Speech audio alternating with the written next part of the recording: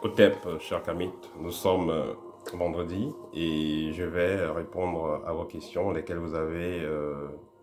ont été posées durant le cours de la semaine. Alors, la première question, rêver d'un serpent. Qu'est-ce que ça signifie? Quand vous rêvez d'un serpent, ça signifie que un serpent qui est cuit, donc pour moi, ça signifie que c'est vos ennemis qui sont affaiblis vis-à-vis de vous. Si vous avez rêvé plutôt d'un serpent qui est dangereux et qui vous... Bon, tous les serpents sont dangereux, c'est-à-dire un serpent qui vous attaque et qui essaie de vous mordre et tout ça, ou qui vous mord. Ça, c'est des attaques euh, très dangereuses au niveau mystique. Mais si vous avez tout simplement rêvé des serpents qui sont cuits, vous coupez la tête des serpents, vous découpez le serpent, ça c'est vos ennemis, la victoire c'est vos ennemis. La préoccupation suivante, quelqu'un va demander, quelqu'un a posé des questions par rapport au t-shirt. Les t-shirts sont généralement donnés aux étudiants. Mais néanmoins, à partir de l'année prochaine, ça sera disponible parce qu'on va essayer d'avoir une boutique plus organisée au niveau de Paris. Ça sera disponible. Voilà.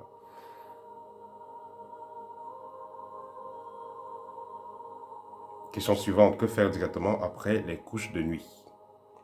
Après les couches de nuit, si vous suivez déjà une voie initiatique, il y a les techniques de purification qu'on apprend à l'école avec la respiration. En modifiant votre forme de respiration, vous pouvez expulser n'importe quelle énergie négative ou polluante qu'il y a dans votre aura ou dans votre corps énergétique ou même dans votre corps physique.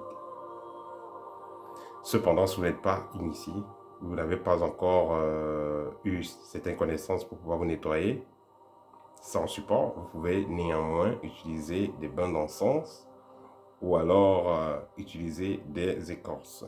Ceux qui ont un livre libre savent de quoi je parle. Il y a des écorces qui sont décrites à l'intérieur avec le nom scientifique. Vous pouvez en trouver partout. Vous pouvez me commander sur Internet.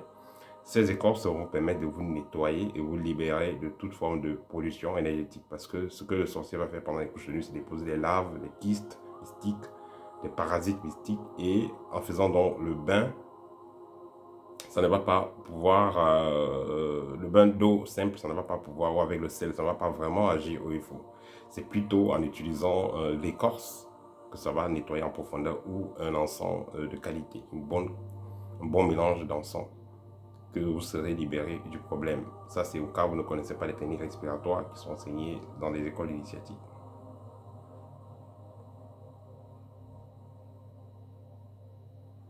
Que pensez-vous du suicide?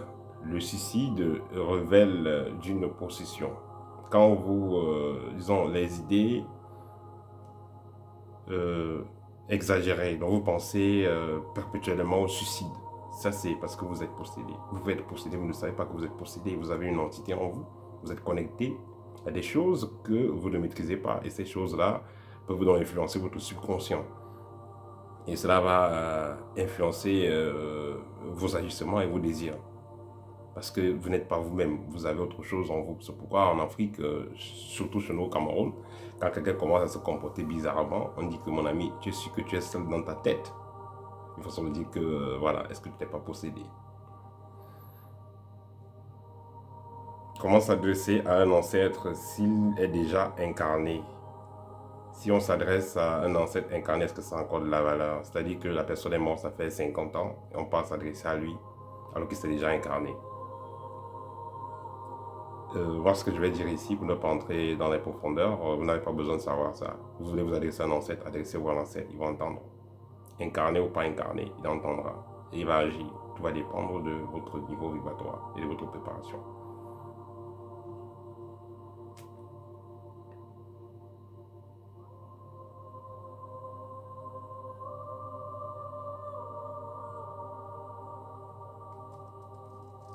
Question suivante ici, c'est une préoccupation. Une personne qui dit qu'elle est persécutée par un membre de sa famille et cette personne lui envoie des pensées négatives et des vibrations négatives à chaque instant. Est-ce qu'elle doit renvoyer ses pensées négatives ou pas? Non. Vous savez, chacun choisit la famille dans laquelle elle va être. Chacun choisit les épreuves essentielles en ce qui concerne le développement spirituel. Vous allez choisir vous-même vos épreuves, les difficultés que vous aurez en vous réincarnant sur Terre et dans le but de vous améliorer. Donc, si vous avez un parent qui vous persécute, c'est très bien. Vous avez un grand-père, une grand-mère qui vous persécute, c'est très bien. Ça va vous permettre de devenir plus fort. Ce qui ne nous tue pas nous rend plus fort. C'est ça qui fera de vous un maître de main ou une maîtresse spirituelle. Parce que vous ne pouvez pas... on dit souvent, l'eau calme ne fait pas de bons marins. Il faut que l'eau soit turbulente. Hein, un océan ou une mer qui est très farouche, là, qui va de tous bords, voilà. Celle-là va former un très bon marin. Et le monde dans lequel on est, c'est la jungle. Si vous êtes faible, on vous écrase. On ne respecte que la force. Donc, si vous avez des gens qui vous persécutent, c'est très bien. Ça va permettre de jauger votre évolution. Quand ils n'arriveront plus à vous persécuter, ils n'arriveront plus à rien vous faire, ça va signifier que vous êtes assez mature. Il y a eu ça fait plus d'un an ou 2 ans, des jeunes qui avaient brûlé leur maman en disant qu'elle est sorcière. C'était une erreur pas possible. Elle est sorcière, elle est perturbe, elle veut les tuer et il ne veut pas tuer la maman, il les brûle. Il la brûle. Soit disant le pasteur dit qu'elle est sorcière. Je pense que vous avez suivi cette histoire. C'est terrible. C'était une chance pas possible, mais je vous assure que tous les membres de cette famille-là, ils sont en train de vivre d'autres expériences encore pires. Ils vont encore connaître plus d'autres sorciers dans la vie. Donc, avoir des gens qui vous persécutent, c'est très bien. Ça va vous pousser à vous développer, à vous améliorer.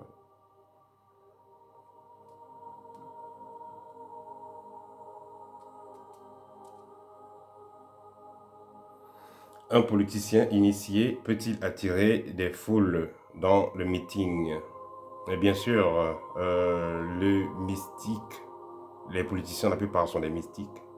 Voilà. Et peut-il attirer des foules? Oui, ils peuvent attirer des foules. Il y a la magie des foules.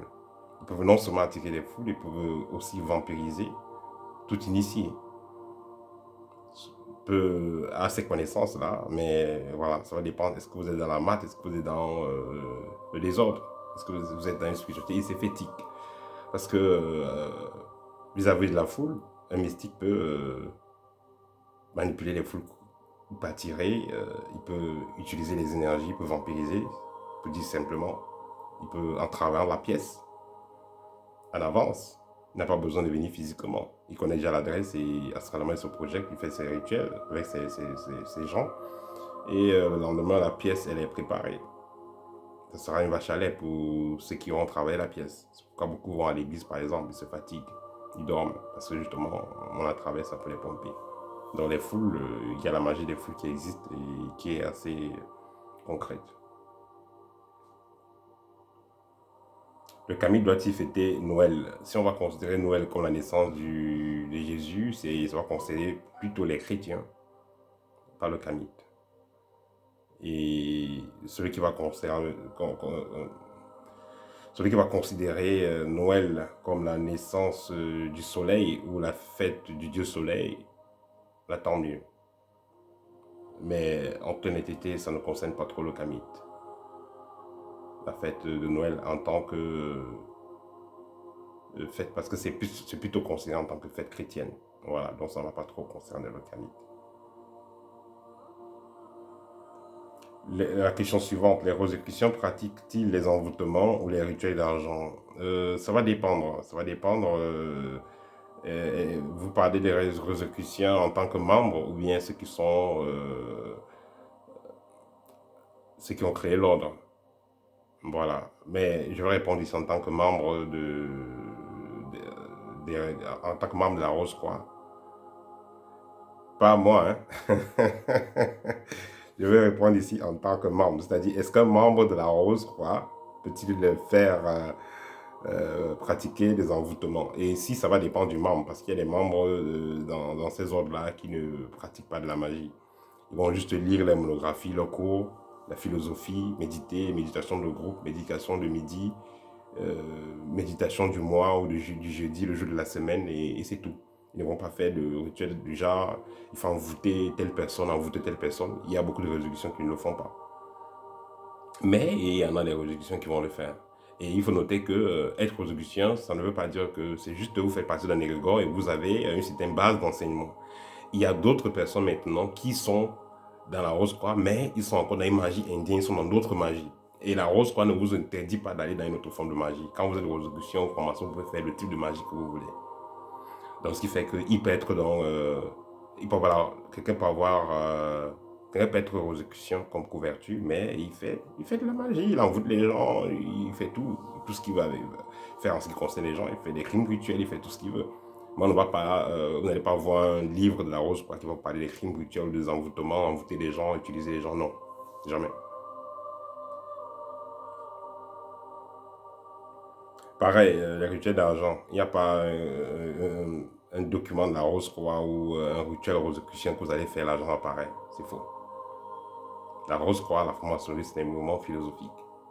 Ils parlent beaucoup de philosophie et ils ont d'autres techniques spirituelles pour agir sur l'humain. Mais pas dans le sens pour fabriquer de l'argent. Pas quelqu'un qui a parlé de rituel d'argent. Voilà. Un rosicrucien ou un maçon peut faire des rituels d'argent dans le sens où il fait juste un vœu, où il fait des rituels pour attirer de l'argent vers lui, l'énergie argent. Mais les rituels du genre, vous faites bam, l'argent apparaît là, un sac d'argent, ça n'existe pas dans la maçonnerie, ça n'existe pas dans la rose.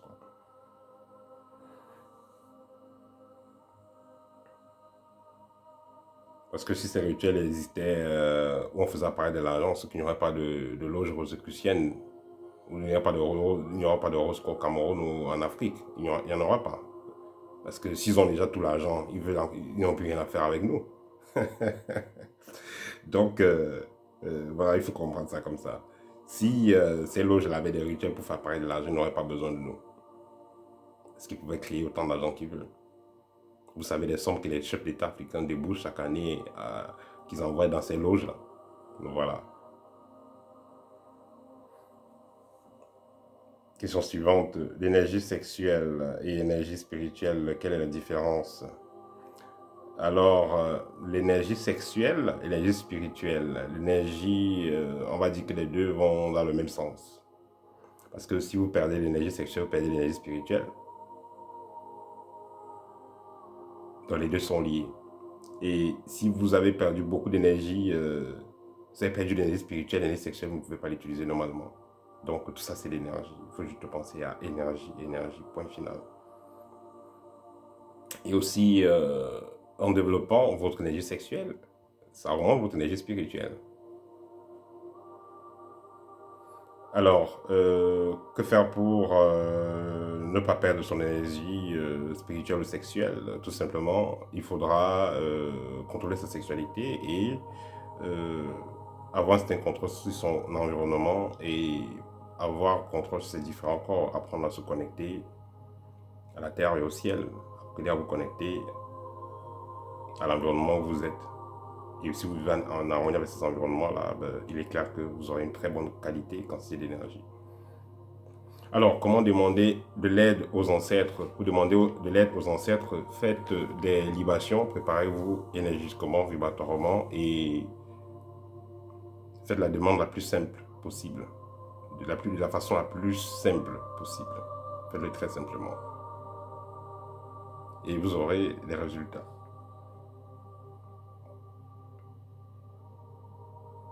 Rêver de se faire prendre son argent ou de se faire prendre des habits. Les habits, quand vous rêvez, vous êtes nu, par exemple, ça veut dire que spirituellement, vous êtes en train de vous vider. Ça veut dire que vous n'avez pas de coque au niveau spirituel. Quand vous rêvez donc de voir qu'on vous prend de l'argent, ou on veut vous prendre de l'argent, c'est on veut voler votre rayonnement. Le bonheur, parce qu'on sait, bon, quand même, dans la matière où on vit, l'argent est important pour pouvoir avoir une vie décente. Donc, si on veut voler votre argent, ça veut dire qu'on veut que vous misérez.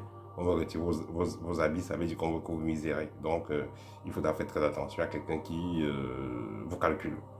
La personne échoue, elle échoue, elle échoue, elle essaie de vous la prendre, elle ne prend pas, mais un jour elle prendra. Donc, faites attention. C'est une alerte pour dire qu'il faut travailler. Comment gérer son énergie sexuelle dans le célibat? Pour gérer son énergie sexuelle dans le célibat, c'est très simple. Faites un travail énergétique. Essayez de faire sur un développement spirituel. Parce que dans tous les cas, si vous restez trop dans la chasteté, Vous pouvez vous retrouver avec des rêves érotiques ou après avec des couches de nuit et tout ça. Donc vous allez en perdre de l'énergie. Donc il sera important de faire du travail énergétique. Ou alors faire du sport. Oui, le sport. Ça va être tellement d'énergie sexuelle. Faire du sport, ça va permettre de stabiliser les choses. Donc, chaque fois que vous aurez envie, ben, vous faites du sport. Ça va permettre de canaliser cette énergie.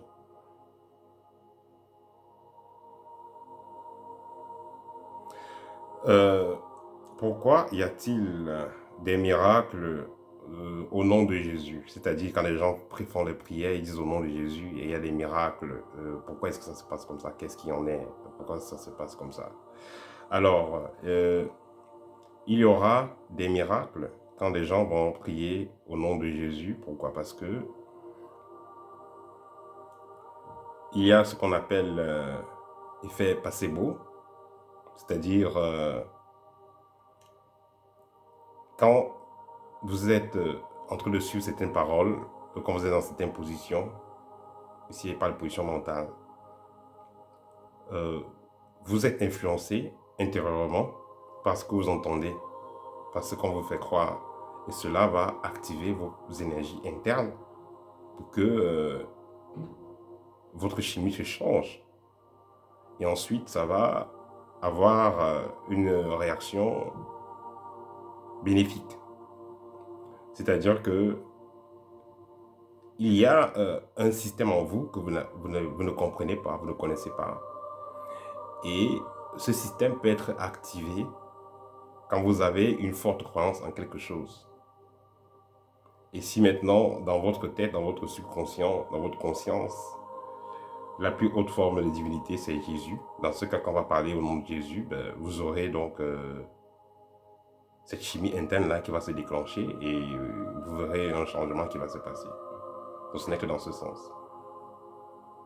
Mais je demande souvent aux étudiants qui ont des problèmes liés à la magie et tout ça.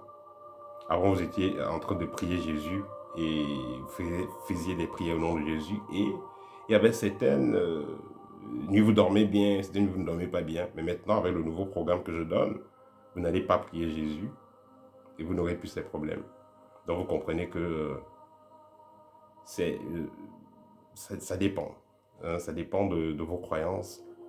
En ce qui concerne Jésus, ça dépend de vos croyances, ça dépend de votre expérience spirituelle. Mais quand vous êtes dans une voie initiatique, et qui parle de voie initiatique, c'est des faits qui sont scientifiques, c'est des choses qui sont démontrables. Vous comprenez que ce qu'on nous a toujours fait comprendre comme solution à nos problèmes, ce n'est pas réellement ça. Voilà, donc c'est ce que je peux dire sur ceux qui prient Jésus et ont des miracles. Et aussi, il y a la photo du monsieur qui joue le rôle de Jésus dans le film. Et ce monsieur, beaucoup de gens disent qu'ils l'ont vu dans les rêves. Quelqu'un dit qu'il a rêvé la vie de Jésus, il a rêvé la vie de Jésus, mais pas de qui? De ce blanc-là qui a les photos partout. Donc, tout ça pour renvoyer au fait que c'est psychologique, tout simplement. Alors, pour finir, il y a un lien que je vais mettre en bas de la vidéo. Ça concerne le frère, le professeur Kalala Omotunde. Donc, si vous ouvrez le lien, vous allez tout simplement mettre votre nom et vous allez cliquer dessus. Ça va servir à signifier que vous êtes de ceux qui voudraient que le professeur ait une rue dédiée à son nom au Cameroun et en Guadeloupe. Et je pense que même peut-être d'autres pays africains vont suivre cette lancée-là. Donc je vais mettre le lien, il faudra valider cela et il faudra le partager. Voilà, c'était tout pour aujourd'hui. Si vous avez besoin d'une consultation, écrivez-moi, je vais laisser mon contact. Les consultations sont payantes. C'est pas gratuit. Parce que la consultation, ça prend entre 15 et 30 à 40 minutes. Pendant cette consultation, j'écoute votre cas et vous avez des questions, je réponds à ces questions en privé. Et aussi, je vais faire un scanner spirituel et vous orienter en ce qui concerne votre développement spirituel ou à la résolution d'un problème en cours que vous avez. Voilà.